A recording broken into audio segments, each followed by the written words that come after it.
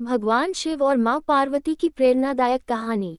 एक बार भगवान शिव और मां पार्वती हरिद्वार में भ्रमण कर रहे थे।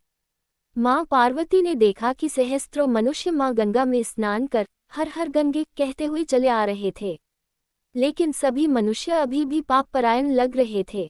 मां पार्वती भगवान शिव से पूछती है कि प्रभु, क्या अब गंगा समर्थ नहीं रही? प्रभु ने पूछा, पार्वती तुमने ऐसा सवाल क्यों किया?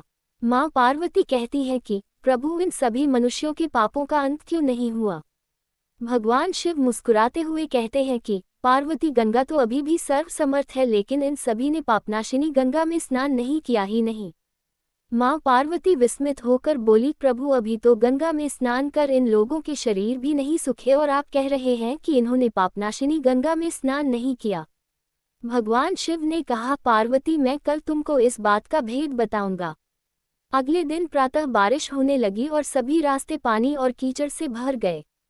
भगवान शिव एक वृद्ध का रूप बनाकर एक गड्ढे में ऐसे बैठ गए कि मानो वह इसमें गिर गए हैं और उनसे वृद्धावस्था के कारण निकला भी नहीं जा रहा।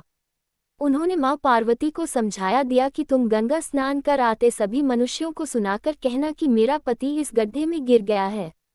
मेरे पति सर्वथा निष्पाप आत्मा है और कोई निष्पाप पुण्यात्मा है उनको बाहर निकल सकती है। अगर कोई व्यक्ति निष्पाप है तो वही मेरे पति को बाहर निकालने के लिए हाथ लगाएं, लेकिन अगर कोई निष्पाप नहीं हुआ तो उसका शरीर जलकर भस्म हो जाएगा। मां पार्वती अब गड्ढे के पास बैठ गई और सभी को सुनाकर कहने लगी। हर कोई सुंदर स्त्री को प्रलाप करते हुए देखकर रुक जाता। एक सुंदर स्त्री को वेदना में देख हर कोई उनकी मदद के लिए तैयार हो जाता, लेकिन जैसे ही वह वृद्ध वेशधारी भगवान शिव को बाहर निकालने के लिए हाथ बढ़ाने लगते, माता पार्वती तुरंत उन्हें टोक देती। वह कहती, मेरे पति सर्वथा निष्पाप आत्मा है और कोई निष्पाप पुण्यात्मा है उनको बाहर निकल सकती है। अगर तुम निष्पाप हो तो मेरे पति को बाहर निकालने के लिए हाथ बढ़ाना।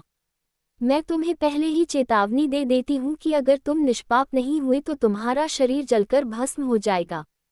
इतना सुनते ही हाथ आगे बढ़ाने वाले हाथ पीछे कर लेते, क्योंकि उनको लगता था कि हमने जीवन में कभी ना कभी तो पाप किया ही होगा। दूसरे उनके मन में आता है, इस बुढ़े के लिए क्यों अपनी जान जोखिम में डालने। इस तरह सुबह से लेकर संध्या हो गई, हजारों लोग स्नान कर चले गए, लेकिन किसी ने भी वृद्ध को निकालने की हिम्मत नहीं की। शाम के समय एक युवक हाथ में लोटा लिए वहां से गुजरा तो मां पार्वती ने उसको भी अपनी व्यथा सुना दी।